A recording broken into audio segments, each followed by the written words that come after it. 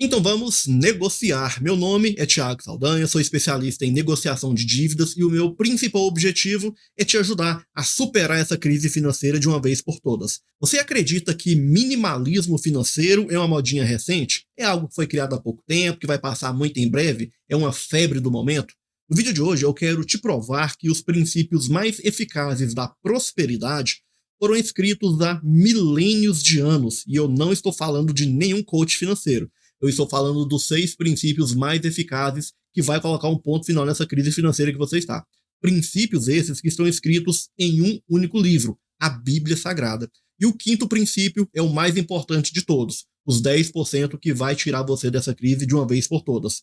Conhecimento esse que nunca envelhece. Então vamos ao que interessa. O planejamento antes da construção. Ter um orçamento mensal enxuto, realista, além de ser um ato de sabedoria, também é um ato de fé. Infelizmente, eu vejo muitas pessoas cometendo o erro muito grave de ignorar esse princípio, simplesmente porque elas ganham pouco. Ah, Thiago, eu ganho muito pouco, eu sei para onde meu salário vai, eu sei o quanto sobra, o quanto falta, então não tem a necessidade de ter um orçamento mensal exatamente por causa desse detalhe, meu salário é muito pequeno.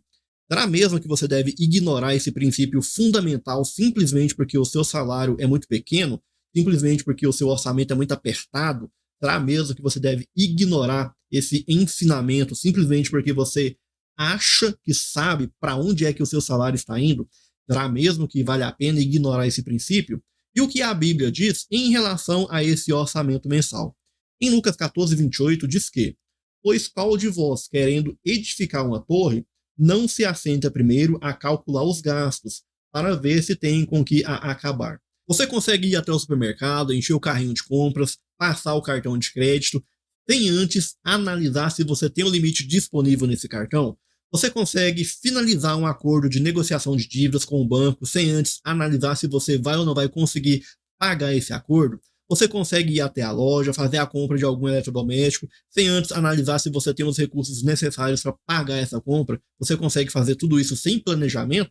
Se você consegue, parabéns, porque sinceramente eu desconheço essas pessoas que conseguem fazer isso sem esse planejamento, sem sofrer as consequências. Conheço muita gente que sim, faz tudo isso sem planejamento, porém as consequências são garantidas. Inadimplência, SPC, Serasa, lista negra dos bancos, ligações de cobrança e várias são as consequências de ignorar esse princípio fundamental. Então, tenha o seu orçamento, saiba para onde é que o seu salário está indo.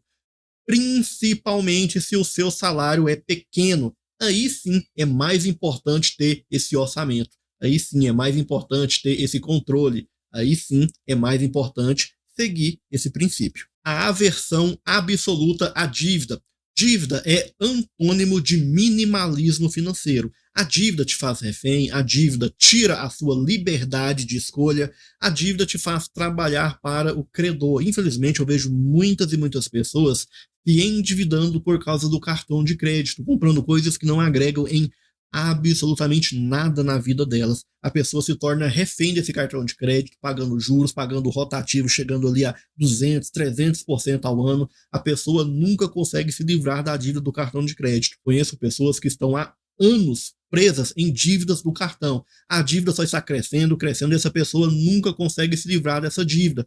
Tudo por causa desse mau uso do crédito. Então tome muito cuidado para que você não se torne refém, não se torne escravo desse cartão de crédito. O problema não é o cartão, tire isso da sua mente. O problema é a maneira que você está utilizando esse cartão de crédito. Utilizando da maneira errada, você vai se tornar refém. Infelizmente, você vai se tornar escravo dessa dívida que nunca terá fim. E o que a Bíblia diz em relação a dívidas? Em Provérbios 22:7 diz: o rico domina sobre o pobre, e quem toma emprestado é servo de quem empresta. Então tome muito cuidado para que você não se torne refém das dívidas. Tome muito cuidado para que o cartão de crédito não faça de você um escravo eternamente. A sabedoria da formiga. O princípio da reserva de emergência é o ato de guardar uma parte do seu salário ali em tempo de fartura, para quando chegar o tempo de escassez, você não entrar em uma situação caótica que pode até mesmo te levar a uma eventual inadimplência. Infelizmente, já vi várias e várias pessoas chegarem até mesmo na lista negra dos bancos simplesmente por causa de uma despesa inesperada que surgiu. A pessoa já tinha ali um orçamento muito apertado e já não comportava mais nenhuma despesa extra. Então surgiu a despesa extra e o que aconteceu? Ela utilizou o cartão de crédito como reserva de emergência e a consequência, é claro, foi a inadimplência, a consequência foi a lista negra dos bancos. Então é extremamente importante que você tenha esse hábito, siga esse princípio de construir, de guardar uma parte do seu salário para quando tiver ali um tempo de escassez, você não acabe entrando nessa situação de crise e o seu nome não vá parar na lista negra dos bancos. E o que a Bíblia diz em relação à reserva de emergência? O ato de guardar uma parte do seu salário no tempo de fartura, para que no tempo de escassez a sua situação não se agrave ainda mais. O que a Bíblia diz, qual é o ensinamento, qual é o princípio bíblico em relação à reserva de emergência. Em Provérbios 6, de 6 a 8, diz que vai ter com a formiga o preguiçoso, considera os seus caminhos e ser sábio, não tendo ela chefe, nem oficial, nem comandante. No estio prepara o seu pão, na cega ajunta o seu mantimento. A palavra é essa mesmo, cega. E o que significa cega e não seca? Cega com G. Cega significa juntar, colher. Ajuntar, de fato, é guardar uma parte do seu salário, juntar uma parte do seu salário, colher uma parte do seu salário, para que no tempo de seca, com C, você não caia em uma situação de crise financeira. Então é extremamente importante. A Bíblia nos ensina a ter uma reserva de emergência para evitar situações caóticas, como por exemplo uma inadimplência. O contentamento como escudo contra o consumismo. Essa corrida pelo consumismo, além de destruir a nossa vida financeira, também pode destruir a nossa alma. E o minimalismo financeiro nos ensina a ser grato com aquilo que é o suficiente. Se você entrar ali no próprio site do Serasa e pesquisar os principais vilões do endividamento, infelizmente você vai encontrar esse consumismo, essa necessidade de ostentar como um dos principais vilões do endividamento.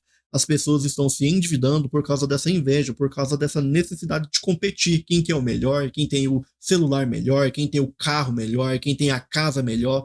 A pessoa nem tem a condição de ter a vida que ela aparenta ter, mas ela tem essa necessidade, ela precisa provar para essas pessoas que ela tem essa vida, que ela tem essa capacidade financeira, mas infelizmente ela não tem. E as consequências são a inadimplência, é claro. Está aí entre os 10 principais vilões do endividamento, esse consumismo desnecessário. E o que a Bíblia diz em relação a esse consumismo? Qual o ensinamento, qual o princípio que a gente pode seguir para evitar esse consumismo que pode acabar nos levando a essa inadimplência? Em Hebreus 13:5 nos ensina que sejam vossos costumes sem avareza, contentando-vos com o que tendes, porque ele disse, não te deixarei, nem te desampararei. Ou seja, se contente com aquilo que você tem, se contente com a sua vida atual. Não no sentido de sentar e, não, isso aqui para mim já tá bom. Não, sempre esteja em busca de algo melhor, sempre esteja em evolução, mas sempre dê o passo até onde a sua perna alcance.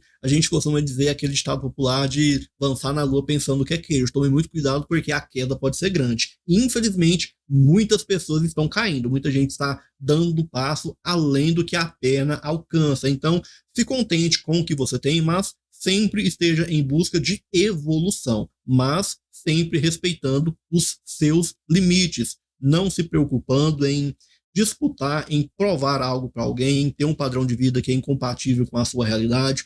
Sempre respeite os seus limites, para que você não caia em uma situação de inadimplência. O princípio dos 10%. Agora a gente entra em uma polêmica, porque quem é cristão tem essa lealdade, devolve esses 10%, sem problema, sem questionar, tem essa fé. Mas algumas pessoas que não têm essa fé, não têm essa lealdade, têm um pensamento diferente a respeito desses 10%. Muita gente pensa que esses recursos serão destinados ali de forma indevida, incorreta, então acha melhor comprar cestas básicas, fazer essa distribuição para pessoas que necessitam. Muita gente tem esse pensamento. Acha melhor dar ali a destinação de forma direta do que terceirizar, digamos assim, a destinação desses recursos. Muita gente tem pensamentos diferentes a respeito disso. Mais importante do que tudo é respeitar a opinião de cada um. Então, quem é cristão tem essa lealdade, tem esse posicionamento, devolve esses 10%.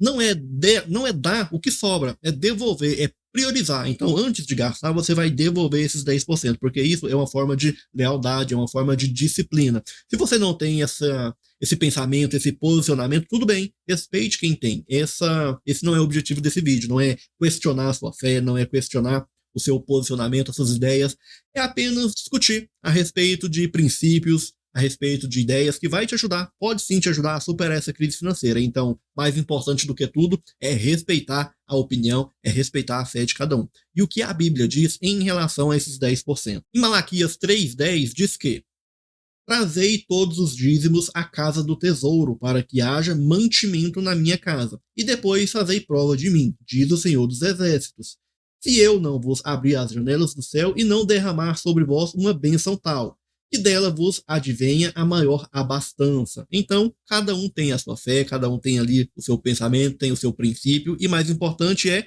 respeitar o pensamento de cada um. Riqueza lenta, riqueza dourada.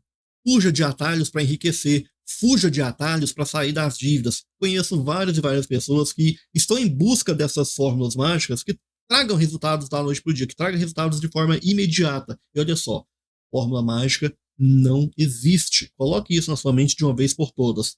Quando você está em busca de alguma fórmula mágica que traga resultado de forma imediata, você acaba ficando vulnerável para armadilhas. E eu conheço várias e várias pessoas que estão caindo em armadilhas, estão se endividando ainda mais, simplesmente porque estão em busca de fórmulas mágicas. E isso não existe. O que vai te tirar dessa situação é o conhecimento, é a informação. Esse é o caminho, não existe outra alternativa. E o que a Bíblia nos ensina em relação à busca por riqueza? Em Provérbios 13:11 diz que a riqueza de procedência vã diminuirá, mas quem a ajunta com o próprio trabalho a aumentará. Ou seja, se você está em busca de riqueza e está utilizando o seu conhecimento, está utilizando o seu esforço como uma ferramenta, a sua riqueza aumentará. Agora, se você está em busca de alguma fórmula mágica, infelizmente a sua situação se agravará ainda mais. Se você gostou do vídeo, curta, compartilhe e, é claro, não se esqueça, se inscreva no canal e ative o sininho de notificações. Te vejo no próximo vídeo. Até mais.